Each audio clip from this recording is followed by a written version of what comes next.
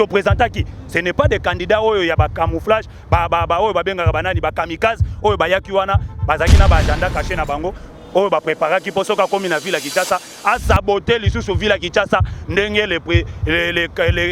les gouverneurs sortant là oyo atikeli biso lelo ba fulu Kinshasa mobimba ben sécurité Kinshasa biso to sengi na un gouverneur oyo kozana conscience de travailler avec les combattants et nous sommes là pour appuyer et accompagner les gouverneurs que les gouverneurs soient ouverts soit clairs travailler avec les combattants vous allez voir que les problèmes de l'insécurité les problèmes de salubrité va prendre fin donc ceux qui gouvernent azoyo ka message ya base ya ba communicateur azala mato ipolele na base na ya IDPS parce que c'est la base nde poussier à côté na ville wana IDPS ezali Congo mobimba eza Kinshasa mobimba dans tous les coins ya ville à Kinshasa il y a une base de l'IDPS ceux qui gouvernent azana besoin yo kata renseignement oyo eza koleka information moko ya boka to ya ville à Kinshasa na niveau ya maluku akozwa yango na ba combattre IDPS nous sommes là nous allons accompagner notre gouverneur et c'était le choix de hiérarchie de notre parti. Et je félicite même les députés provinciaux parce que bah comprendre que déjà mode de la base dengue tchétséké d'aïbisa na bakonzi ya IDPS il faut boyoka ka base l'IDPS c'est les pyramides renversées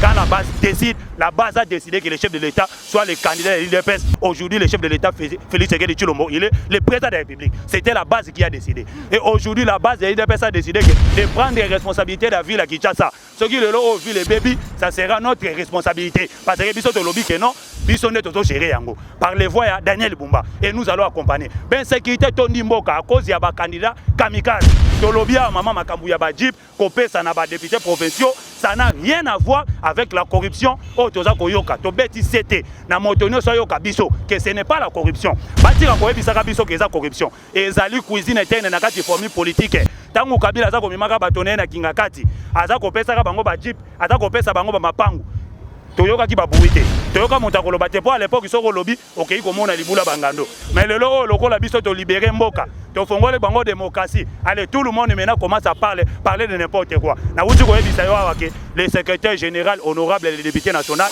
il n'est pas gestionnaire d'une entreprise publique.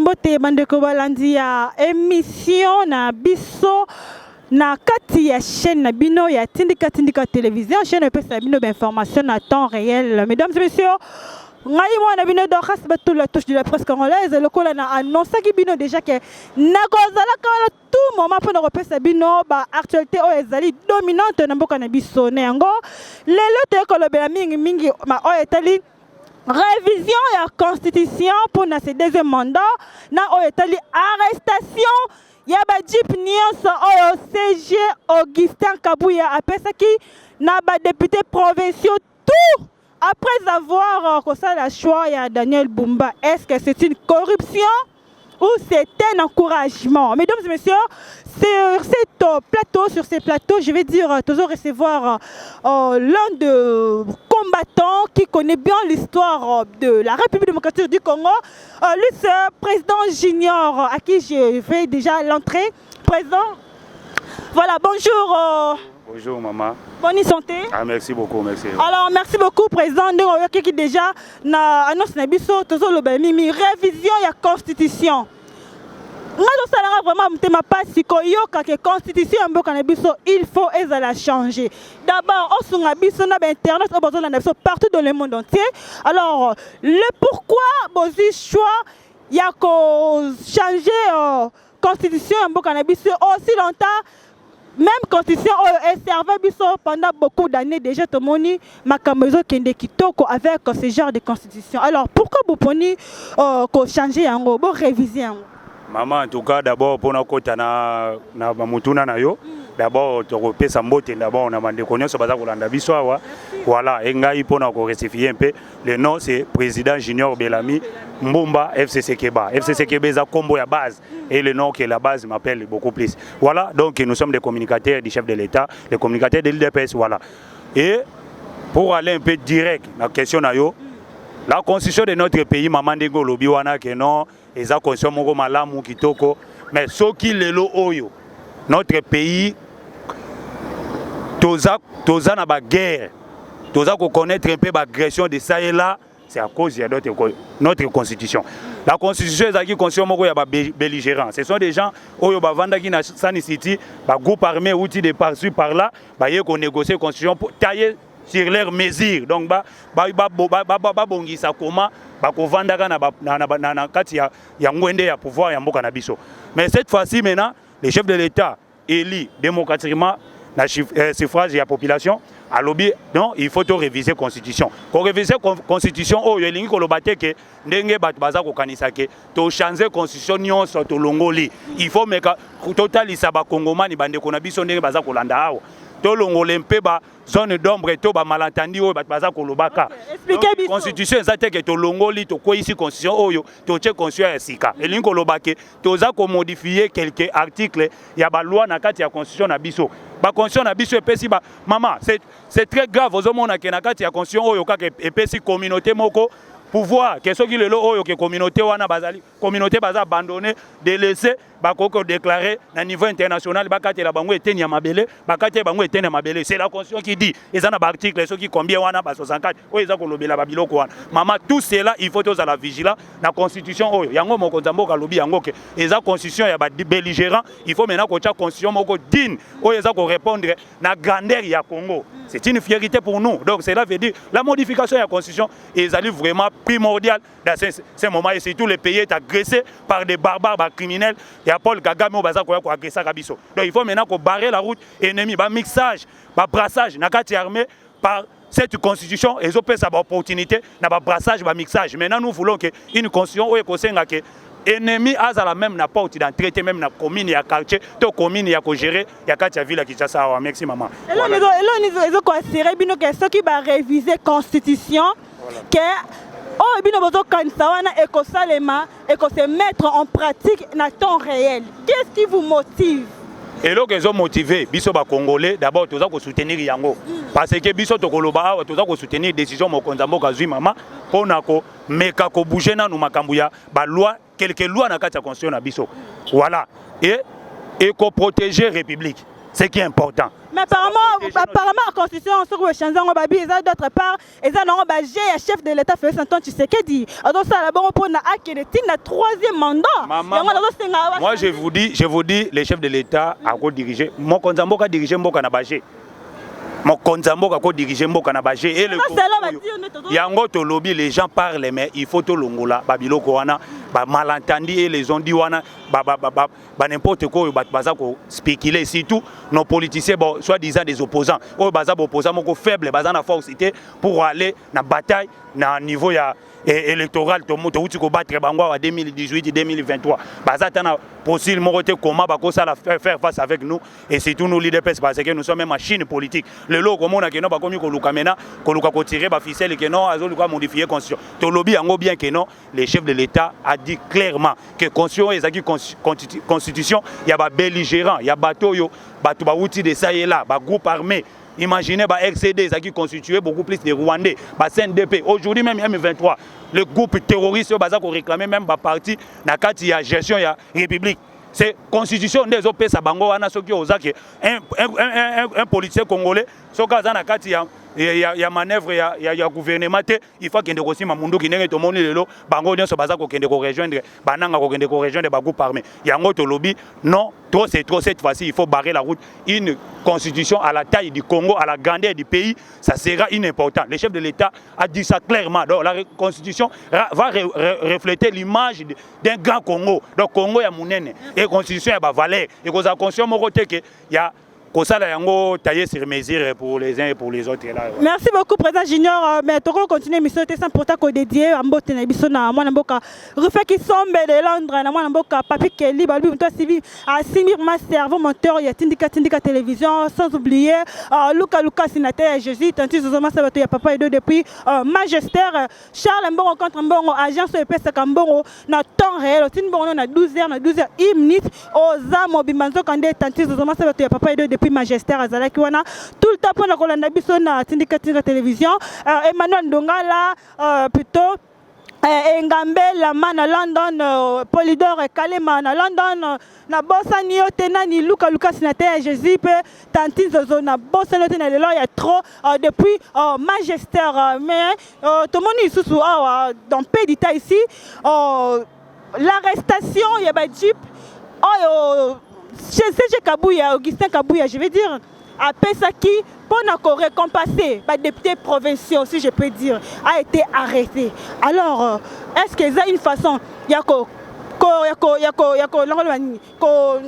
mot c'est quoi? Qu'on ça manœuvre du genre corrompre quoi? Corrompre les députés provinciaux, tout peut une façon d'encourager Bango. Est-ce que tu as le Bango? Maman a ébissi au Kédon et ils ont faux débat. Pourquoi je parle qu'ils ont faux débat? Biso ba Congolais beaucoup plus aux alaka focalisés dans la futilité. Là, je dis ça clairement. Le secrétaire général n'est pas gestionnaire d'une entreprise de l'État. Il est qui alors? Écoutez-moi, madame. Les secrétaires, parce que beaucoup de gens, voilà. Le secrétaire général de l'IDPS n'est pas un gestionnaire d'une entreprise publique. N'est pas un ministre. Il est le secrétaire d'un parti politique. Okay. Ndongo moni IGF azali wana akoki coauditer tout le monde mais pas le secrétaire général parce qu'il est le secrétaire de l'IDPS. Il est le secrétaire de l'IDPS. Aujourd'hui, il est devenu président et député national, élu sénateur aussi. Voilà. C'est la constitution. C'est la constitution de notre pays qui a facilité aussi que non, il y a il faut modifier un peu la constitution parce que beaucoup de personnes vont se retrouver. Il y a un sénateur, il y a un député, il y a un député provincial et tout ça. Accumulation de fonctions, mon lobby et ça va loi au lobby au sali. Il y a un autre lobby, on va modifier ça. Mais pour l'instant, le lobby pour un dossier à Jeep, maman nangai, et zali cuisine interne na kati ya famille politique. Donc famille politique est sangani. Mokonzi a famille politique par le nom de l'honorable le secrétaire Augustin Kabouya où azali président aussi à l'intérim ya IDPS a pesi ba Jeep pour encouragement bango balingi komona ba député ya IDPS ba kende assemblée provinciale wana na ba vélo to na ba wewa voilà c'est maintenant ceux qui au monde congolais to ça beaucoup plus trop de critiques mais le lot ceux qui ba député provinciaux à IDPS ba keika na assemblée provinciale na ba vélo to na ba wewa kaka yo moko mama okozwa tindika nombangu kuna oke ko filmer botala ba député IDPS parti au pouvoir totika ba chantage na ba acharnement inutile biso to mettre à garde et to lobby que ba Jeep wana ekozongela na ba député pour ezali. D'abord, parti politique et ça a une contribution. Quand vous voyez qu'un secrétaire général donne quelque chose, n'a pas membre d'un parti, vous allez dire de la corruption ou de détournement. Vous avez des preuves parce que IDPS a un mandataire, IDPS a un ministre, ministre est mandataire et tous les combattants de l'IDPS sont mandatés dans l'entreprise publique. Quand il s'acca 10% dans Bango, il y a pourcentage à salaire dans le parti. Donc quand le parti achète quelque chose pour ses membres, allez, vous allez dire que non, ce sont des détournements. Au moins, il y a un autre lobby qui est Batowana, ils comprennent pas la politique. Ils veulent un peu faire des choses à la bangonde ba mesana ki na ko pomola ka kesi ya leta yo ko mona ka ndenge secrétaire général apesi ba Jeep wana ta ba kei ko sala bodit ba kotisi IGF okoyoka ka jamais que non c'est déjà que ko détourner mbongo moko na SNEL mbongo moko na entreprise publique pour donner aux députés provinciaux de Jeep. Donc ezali cuisine interne na kati ya famille politique papa na bana na ye atali que non mwana ko kende école kokende kotanga makolote na somela ya ta vélo oyo akendaka nango na école pour faciliter na transport mabe ezali wapi yango to lobi ke na kati ya parti il y a aussi des donateurs il y a aussi des gens oyo baza ko sala na compte ya IDPS baza ko pesa ba pourcentage na bango yo ko imaginer IDPS sali 5 ans au pouvoir depuis que 2018 nous sommes accédés au pouvoir donc tokozanga même un case ici oyo na moi quelque chose pour na kosombela député provinciaux même Ketchi tout ça quelque chose. Mais likameza ko ba pona nini ba pesika kan herbe monique non élection ba gouvernement na ya gouvernorat plutôt na sénatariat il commis. Pourquoi ba pesa kité bandaka la sorte avant être élu il faut la ba pesa bango déjà. Maman na yebisi yo que non bande ko baza ko landa biso il faut pas comprendre que ba Jeep wana pesa maki jamais les jours il y a élection ou au moment il y a élection il y a gouverneur il y a ville à Kinshasa. D'abord élection à gouverneur à ville à Kinshasa to ko suneli yango excellence Daniel Bumba. Quand l'IDPS présente quelqu'un comme candidat gouverneur, il y a Ville à Kinshasa, dans l'Assemblée provinciale où nous avons la majorité absolue. Okay. Maman, il n'y a pas question de corruption là-dedans. Donc il faut que d'abord, vous allez voir la mobilisation d'abord des combattants, qui sont sur le terrain. Même les députés provinciaux là, parce qu'ils sont choisis, maman. Parce qu'ils sont choisis, parce qu'ils ont choisi de voter. candidat à l'Union sacrée, Daniel Bumba et Idi Yele. On doit obliger à voter. C'était comme ça, maman. C'est ça aussi la politique. La politique qui perd. Mais ce n'était pas seulement Daniel Bumba qui était le candidat dans le gouvernement. Il y a aussi Deoka Songo qui était. Deoka Songo était présenté ici à la permanence de l'UDPS.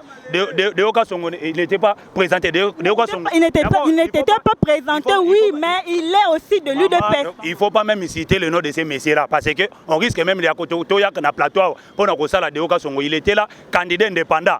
Bisso, on a IDPS, nous avons présenté un candidat, c'était Daniel Bumba, et le vice-gouverneur, c'était le candidat de l'Union et de MLC.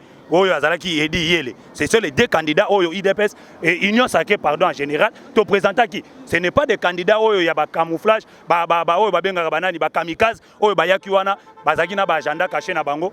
Oh ba préparer qui pour comme une ville à Kinshasa à saboter les sous ville à Kinshasa ndenge les gouverneurs sont là oh ya tikeli biso lelo ba fulu Kinshasa mobimba ben sécurité Kinshasa biso to sengi na un gouverneur ouais a conscience de travailler avec les combattants et nous sommes là pour appuyer et accompagner les gouverneurs, que le gouverneur soit ouvert, soit clair, travaille avec les combattants. Vous allez voir que le problème de l'insécurité, le problème de salubrité va prendre fin. Donc ceux qui gouvernent, à ce message il y a base, il y a des communicateurs à Zalamato il peut aller na base na IDPS parce que c'est la base de poussier à côté de la ville wana IDPS ezali Congo mobimba eza Kinshasa mobimba dans tous les coins il y a ville à Kinshasa il y a une base de l'IDPS ceux qui gouvernent azana besoin yo kata renseignement o eza koleka information moko ya mboka to ya ville à Kinshasa na niveau ya maluku à cause ya ngo na ba combattre IDPS nous sommes là nous allons accompagner notre gouverneur et c'était le choix de hiérarchie de notre parti et je félicite même les députés provinciaux parce que bah comprendre que déjà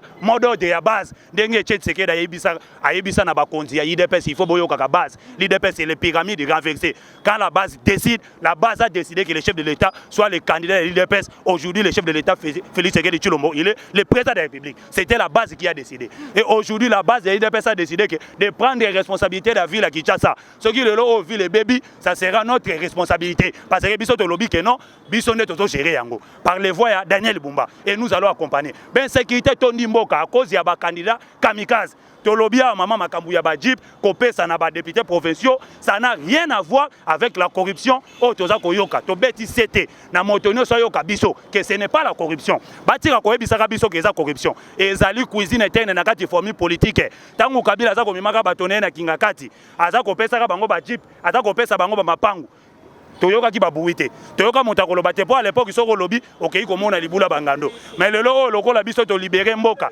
to fongole bango démocratie allez tout le monde maintenant commence à parler de n'importe quoi na wuti ko ebisa yo awake le secrétaire général honorable et le député national il n'est pas gestionnaire d'une entreprise publique azali gestionnaire PDGT azali ministre T azali motomoko azako gérer choses publiques T comment vous allez dire que non il a corrompu soka yebisi bino que non même quand l'IGF va entrer ici ayebisi que talambo on a somi ba JP awa et outi na contribution à ministre Songolo pakala pour chaque ministre de l'IDPS a contribué à 10% na kati ya parti point barre il y a pas de débat là-dessus voilà.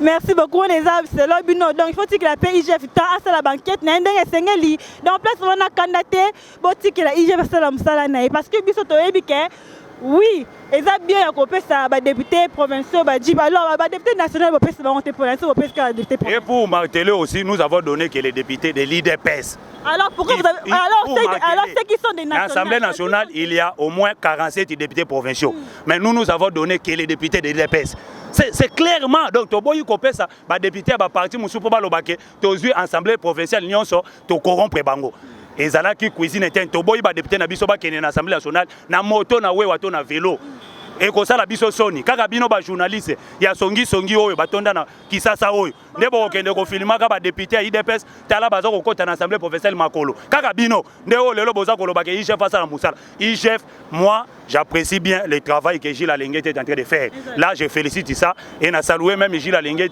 oyo azali bras armé ya chef de l'état aza ko sa musala na ndenge elongo bani atika na ye ko kota na ba futilité inutile baza ko mema yo wana gestion to makambu ya parti politique ça dépend pas de l'IGF. L'IGF est là pour traquer les gestionnaires des entreprises publiques. L'IGF est là pour traquer les gestionnaires qui et oh, baza ko gérer choses publiques et à l'État. L'IGF est là pour traquer ces gens-là. Pour les problèmes, il y a parti, l'IDP s'organise, bakanisa qui biso to kozalaka toujours babola, mais toza lisu babola bolate, même ya mukeo toza kozwa. Ok, nakoye biso mama eloko moko. Que c'est le parti na Congo, oyo topesaka ba cotisation mensuelle. Tozana ba cellule, ba fédération, ba section, tout le monde du Kodja. Imaginez que l'IDPS est allé monde entier, pas seulement ici au Congo. Partout l'IDPS est planté. Le lot secrétaire général Soka Linga Somba Djip pour les députés provinciaux, il faut qu'on ait un bon caisse à l'État. D'abord, on a un bon pas maman Gabé du coup. Ça serait impossible. Ça serait impossible. Fallait que la kasi musala et bandi, ba sali pe quand même musala après ba pesi bango Djip. Tozolo ba moyen de transport maman. Les députés wana ba kokende na assemblée, ma kolondenge ni. Ba postula ki bazaki na omoni mama na kota liso lisese moko po yo zo martele na mutuna oyo ngai ndenge nazali awo na bali mwasi na nga na tie na ndako na lele na lamuki bayebisi ngai que non vous avez violé votre femme non non est-ce que ça ekotika ko sala maka jamais donc femme oyo déjà za mariage za na kati ndako libala pa mobile na ye pourquoi qu'ils les députés ce sont les députés de l'IDPS baza na kati ya famille politique na bango mo continue na bango maman il faut to marteler yango pour que les gens ba longole mpe ba zone d'ombre wana et to kata débat wana mituna priorité na mboka na biso eza insécurité oyo eza na RC ya mboka na biso priorité ezali guerre oyo tozoluka tosilisa yango oyo ba envahisseur baza ko envahir biso priorité eza te ya kotia makelele oyo toza ko se distraire na makambo etali ke non moi ketch basombela ki député mais tomoni na parti est kuna bat bakufi to yoki atali loba ya présidenter. Le chef de l'État a parlé maman. Le chef de l'État a parlé. Les gens de la diaspora toza suni loko to koloba na bango te parce mo konzambo kazaki na bango kuna nyonso oyo mokonza mboka esenga kia loba na bango alobi na bango kuna na diaspora tous les gens bazolanda biso libanda toza su biso awo eloko koloba te le chef de l'État lobi yango cette guerre on va la gagner toko gagner guerre oyo pe rassurer na bango que guerre oyo motaza ko échouer ezali Paul Kagame na ben impérialiste na ye parce que c'est lui qui a fait 30 ans de guerre ici au Congo, il a tué beaucoup de Congolais. Na pouvoir il y a Fati Beton Tombolo, ça s'arrête et mon Konzambo Kalobi, ça va arrêter et voilà et tout le monde était déjà. Merci beaucoup président, nous sommes arrivés à la fin de l'émission. Merci d'être venu dans le plateau de D'abord pour aller chuter, moi les communicateurs de l'EPS toza komona makambo eza koleka na monde. To féliciter ba étudiants américains. En tout cas, ceux qui ba yoka lingala te, ba zwa maloba ya biso ba congolais, ba traduire yango na anglais, ba to ba yoka ba remerciement ya biso ba congolais. To pesi na population américaine, pas l'administration, pas le gouvernement américain, mais la population américaine. Les étudiants américains to saluer bino et to saluer aussi ba étudiants population ya Suisse, oyo ba compagnie qui ba diaspora congolais na marche pour na soutien, ya ba victime, ba massacre, oyo Kagame aza ko bomaka ba mama na ba orphelin, aza ko bomaka ba bana mike. Donc Kagame c'est un sanguinaire et Kagame sa place mérite la prison ou la mort. Et biso to ko rendre ye po makambo ya sali awa ya kozwa yango akofutaka yango to uta. Voilà. Merci beaucoup président, votre numéro de téléphone. Mon numéro de téléphone c'est plus 243 91 02 47 120. Plus 243 91 02 47 120. C'est président Junior Belami FCC Kebato Pesio, to tondi matondi mingi, to sepe na ba kongomani, bolanda kabiso bo abonaka, pebo bo tchaka ba j'aime na bino bo partager ba émission. Ce qui moi na mboka lobi malamu il faut qu'on encourager. Totika politique ya division. Na moment où division na partage ndeza ko profiter na benemi. To sangana biso nyonso clivage politique to tia yango pembeni. To kende ko libérer na mboka na biso na benemi ya république. Pona makambo etali yo ba mandat ya ba président, nous avons connu Mobutu 30 ans, nous avons connu Mandé Fouissi politique Anambe qui était infiltré 18 ans et voilà, il n'y avait pas de bruit. Voilà. Merci beaucoup. Voilà, nous sommes arrivés à la fin de l'émission. Vous avez vite compris que c'était vraiment chaud par notre côté invité le Kiwana président Belami, le grand rangueur et combattant de l'UDPS et PC qui est candidat surtout Koyoka Makambo Lobama Mingi na formation surtout le monde entier que non le CG Kabouya a corrompre les députés provinciaux. Donc vous avez déjà eu la réponse et pas Moutou Azali na il y a eu de PES. C'est par ici que nous chutons. Mesdames et messieurs, merci de nous avoir suivis de partout le monde entier. Moi, on a bien d'or ce bateau de la touche de la presse congolaise. Et l'on a un boss refait qui sont des papi Kelly, na balandi banene ya émission de la télévision. Je vous tiens à vous dire au revoir et à la prochaine pour un nouveau numéro derrière la caméra Tozala qui n'a rabilema.